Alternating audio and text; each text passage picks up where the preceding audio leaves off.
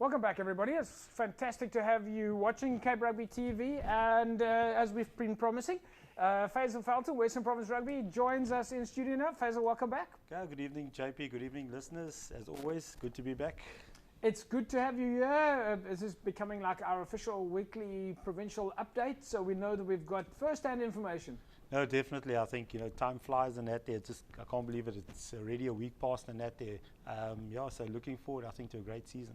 So I think that's really the kind of questions we probably take a look at is what happened in the last 7 days, because we spoke to you 7 days ago. So we know that with you guys, it's planning all the time. There's so much going on.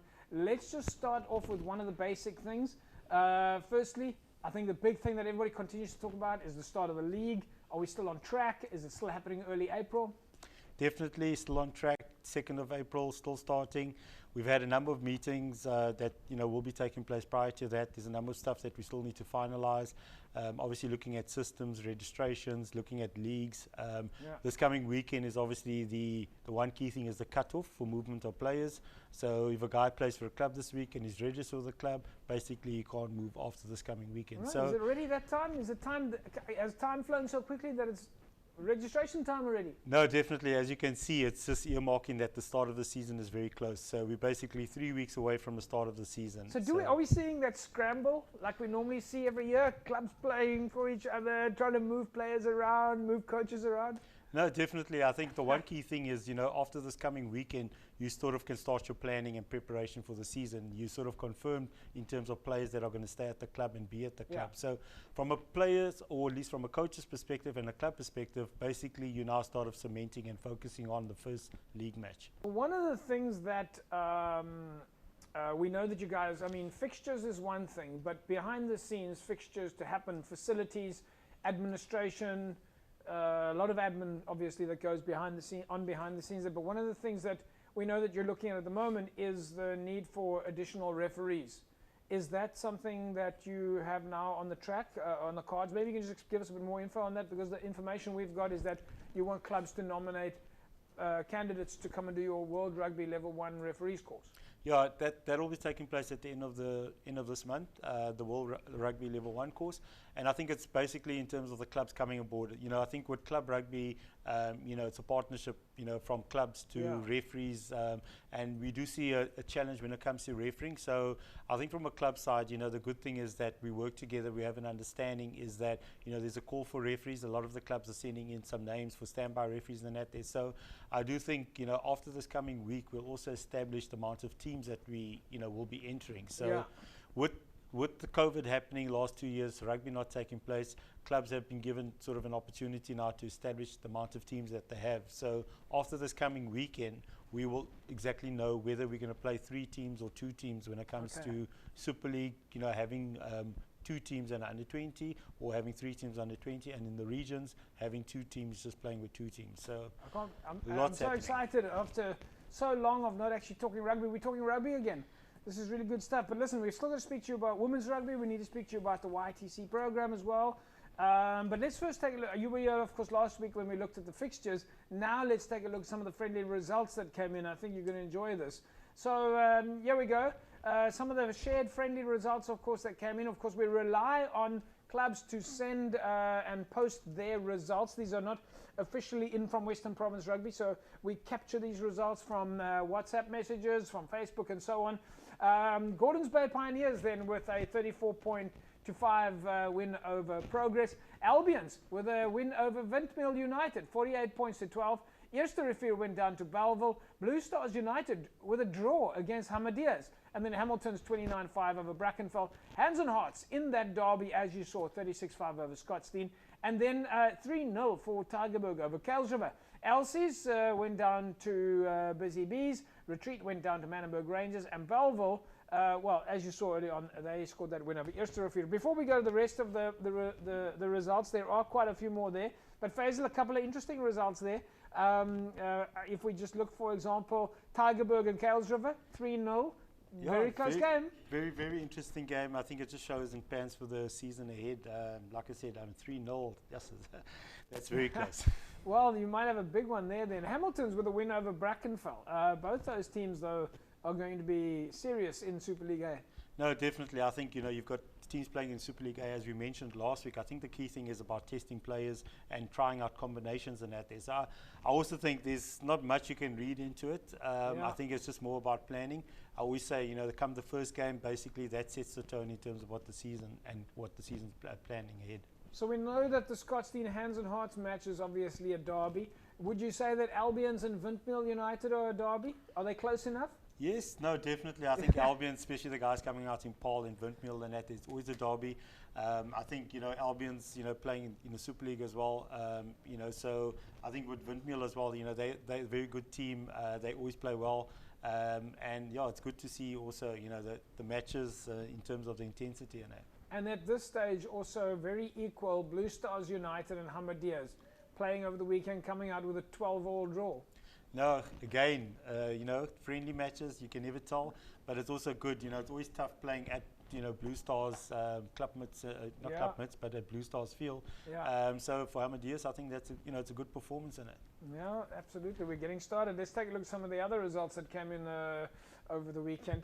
Of course, Villagers went down to Unimil, 45 points to 10. Vineyards against Lower Paarl, 24 points to 17. And then Delft with a 33-7 win over Rocklands. Lamont Wanderers went down to Wraithby, 27-3. Noordlikers, they went down to Van der Stel Evergreens Gardens against Rangers. Rangers coming out on top there. Helderberg, they travelled all the way to Outeniqua Park to play against George, where they managed to score a 38 points to 14 win, while Kelsriver scored a win over Goodwood, and Strand with a 41 points to 15 win over Macassar. All right, Faizel, let's start at the beginning here. For me, the one that jumps out there is Vineyards and Lower Paarl. A win for Vineyards. I mean, there you're talking typical derby, right on each other's on each other's doorstep. Vineyards will be happy with that result. No, definitely. I think that's always a derby. Vineyards, Lower Paarl. Yeah. So I mean, Lower Paarl is obviously playing in the Paarl region. Vineyards playing Super League B. So I think it's a fantastic result. It just shows the strength in terms of when it comes to derby and how close it is. In terms of the Paarl region and playing against many of the Super League clubs. All right, let's take a look then at some of the... Okay, before we go to the fixtures that's coming up, your women's rugby side, we just have some fantastic interviews with your ladies that are in training at the moment. YTC is, of course, coming up as well, but women's rugby team now really getting their momentum. No, definitely. I think, you heard earlier on, with the interview, you'll see it's a fantastic group of ladies that are, very committed, hardworking. And I think we can already start seeing, there's a big change in the attitude and in terms of, also the conditioning of the ladies as well. So I think we're looking forward to a bumper season ahead. I think in terms of the depth that we have, the amount of players that we have, we're very fortunate enough. And as you mentioned, we've got the YTC as well. So the depth and the growth of women's rugby, I think here in Western Province, we're very fortunate in that. So of course, talking about YTC, the last event was postponed for obvious reasons. YTC now is the big opportunity for your juniors to play against the other provinces. You've got a lot of athletes that are actually in the provincial Western Cape team that goes now to compete away. Yeah, so that's specifically looking at the under-15s when we talk about the provincial, under-15 team. Yeah. Basically, it's a nice opportunity for the, for the young ladies to, to be part of a system and to basically now test against the other provinces and that there. So I think we're quite excited in terms of the, the teams that have been chosen and the opportunity given to go and travel and, to play against other provinces. I think it's super exciting. Yeah. I love the fact that and again, I can't emphasize enough, we're talking rugby. Yeah. Faizel, let's take a look at some of the fixtures coming up here. Right, so coming up this weekend then, we've got, of course, these are all approved by you. Yep. We know that these are official. We know that, folks, for the record, none of these matches that we show you now are matches that are organised without an endorsement from Western Province Rugby. Faizel, that's important, right? 100%. I think it's just important that, every single match that takes place obviously has a blessing and that there. So, when it comes to refereeing, everything is official. I think it's important, especially from the club side, there's an understanding in terms of belonging to a structure and in terms of, the protocols and processes that need to happen. And so it's always good from a club perspective, protect yourself.